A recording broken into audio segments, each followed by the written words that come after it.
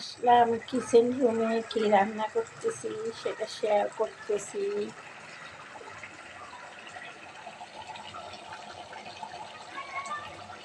এটা রান্না করতেছি হাঁসের মাংস।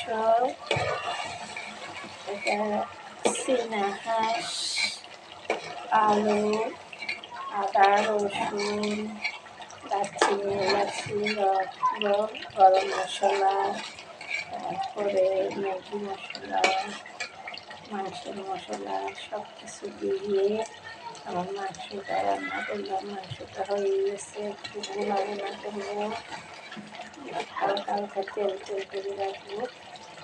কত সুন্দর সুন্দর একটা ঘ্রাণ বের হচ্ছে, সুন্দর। শীতকালে হাঁসের মাংস রুটি দিয়ে, ভাত দিয়ে, পোলাও দিয়ে সব কিছু দিয়ে খাওয়া যায়, খুব সুন্দর।